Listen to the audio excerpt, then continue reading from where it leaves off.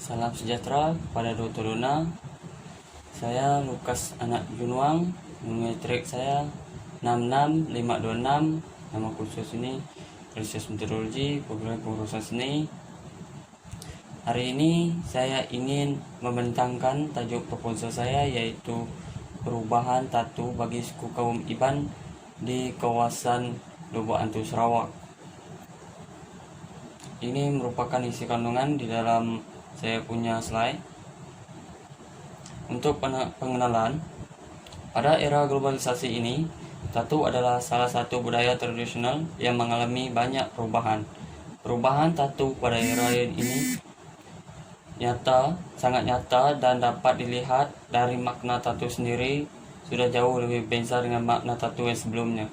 Menurut Sojono Sukanto 2001 telah mengatakan bahwa perubahan sosial adalah suatu perubahan pada lembaga pemasyarakatan di dalam suatu masyarakat yang mempengaruhi sistem sosial.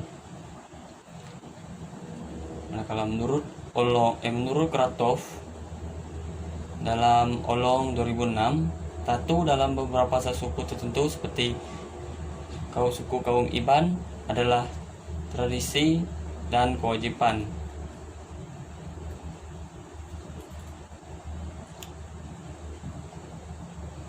Menurut Famawati 2016, tatu adalah tradisi yang telah diberikan kepada generasi ke generasi. Masyarakat suku kaum Iban adalah kumpulan etnik yang terbesar di Sarawak. Kebanyakannya suku kaum Iban ini tinggal di bahagian Kota Semerahan, Seri Aman, Serikai, Kapit, Sibu, Miri, dan Bintulu.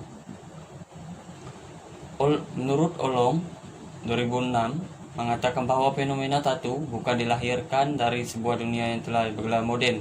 Sejarahnya, tatu adalah berasal daripada budaya pedalaman, tradisional, dan dapat dikatakan kuno. Ini merupakan saya punya objektif.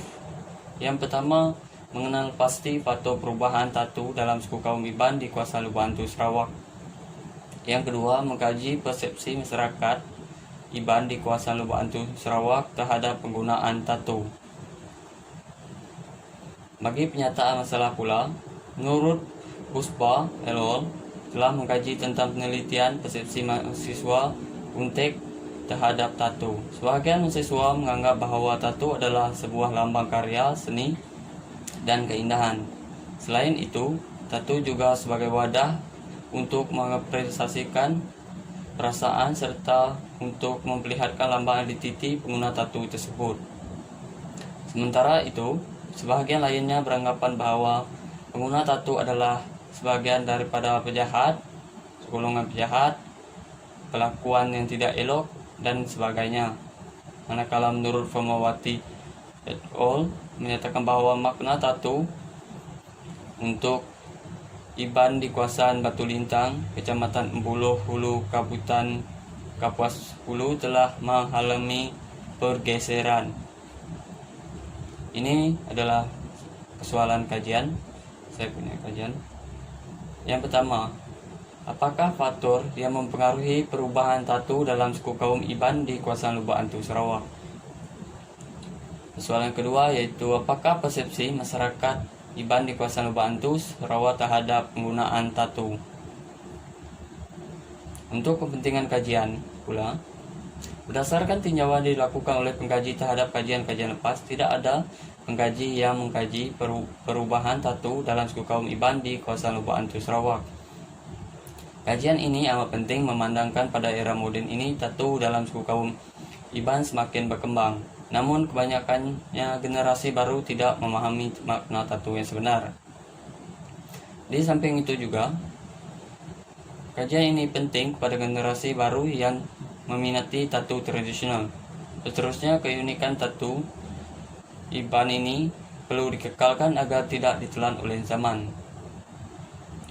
Kajian ini juga penting untuk memberi kesadaran kepada masyarakat bahwa tatu bukan sesuatu yang negatif. Untuk kajian lepas, pengenalan terhadap perubahan.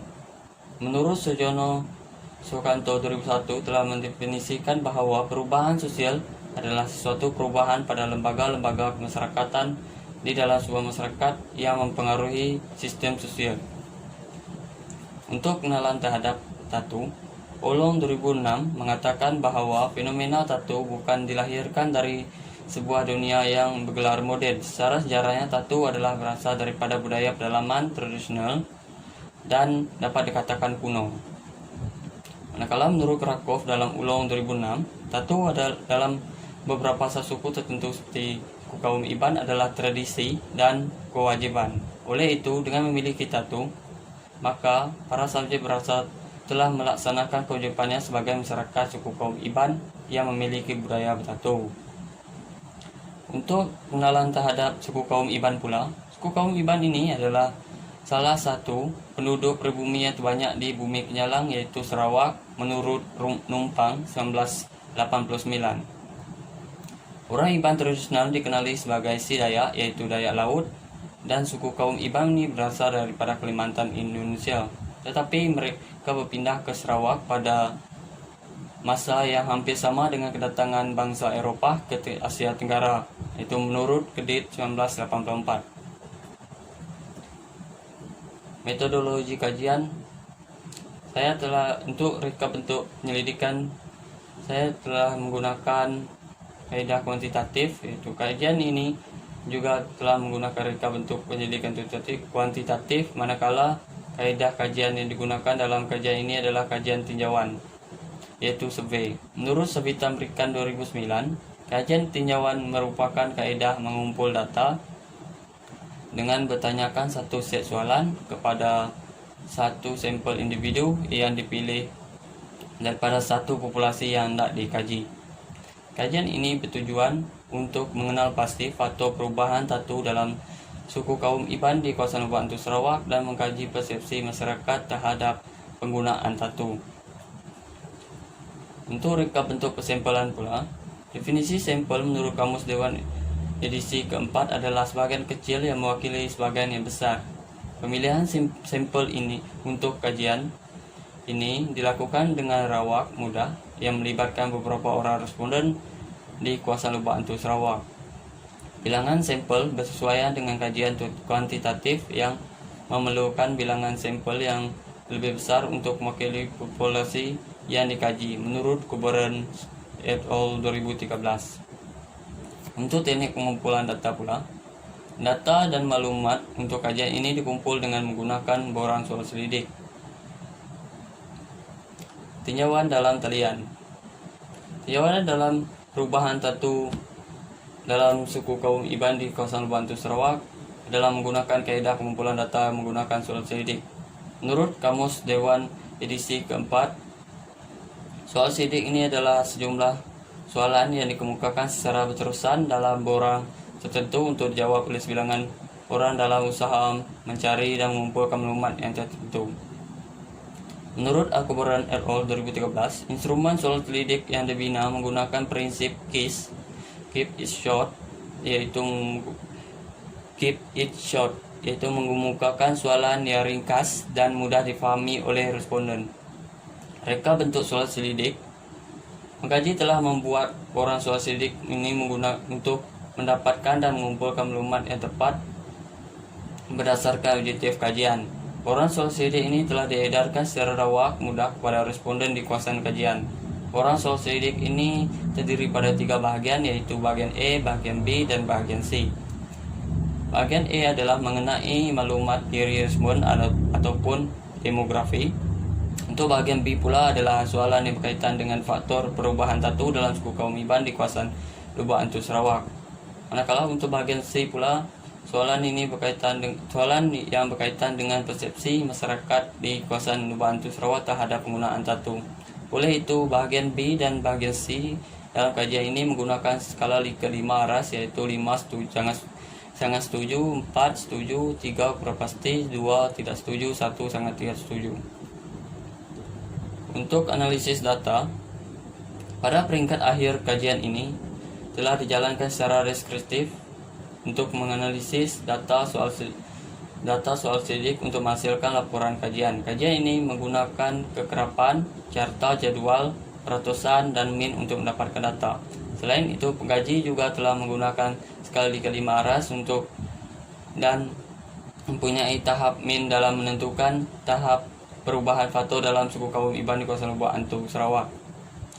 Untuk taburan kekerapan ini ditarifkan sebagai ringkasan jadwal di mana data disusun dalam bentuk numerik tertentu untuk mengatur ringkasan tinjauan data diperoleh daripada responden melalui jawapan selektif di bahagian E, yaitu demografi responden seperti jantina, umur, pekerjaan, dan status. Untuk min pula, dalam kajian ini min atau dikenali sebagai purata merupakan hasil yang diperoleh daripada jumlah keseluruhan nilai dalam satu set data dibagi dengan sebilangan data. Dalam kajian ini, semua data di bahagian B dan bahagian C akan dianalisis menggunakan min. Penentuan tahap min seperti yang dapat sini, saya menggunakan 1 hingga 0, 1.00 hingga 1.40 itu tahap yang sangat rendah, 1.50 hingga 2.40 rendah, 2.50 hingga 3.40 sederhana, 3.50 hingga 4.40 tinggi, manakala 4.50 hingga 5.50 tahap yang sangat rendah, sangat tinggi. Untuk hasil yang dijangkakan, sumbangan kepada teori ataupun badan pengetahuan, dapatan kajian ini adalah hasil yang dikumpul daripada responden agar dapat dicapai setelah kajian ini dijalankan. Oleh itu, penyelidik dan projek menjangka akan mencapai hasil yang berikut: mengenal pasti perubahan tatu dalam suku kaum Iban di kawasan Lubuk Antu, Sarawak. Yang kedua, mengkaji persepsi masyarakat di kawasan Lubuk Antu, Sarawak terhadap penggunaan tatu. Untuk sumbangan kepada metodologi pendidikan pula, oleh kerana tidak banyak kajian tentang perubahan tatu dalam suku kaum Iban di kawasan Lubuk Antu, Sarawak, hasil kajian ini dapat memberikan lebih banyak maklumat dalam bidang pembelajaran ini kepada masyarakat lain. Untuk sumbangan kepada pengamal pula, dalam kajian ini hasil dari pengumpulan data daripada responden tersebut dapat diharapkan dapat dicapai oleh masyarakat supaya dapat memberikan pengetahuan baru tentang tatu dalam masyarakat Iban di kawasan Lubuk Antu, Sarawak. Itu saja untuk pembentangan proposal saya. Sekian, terima kasih.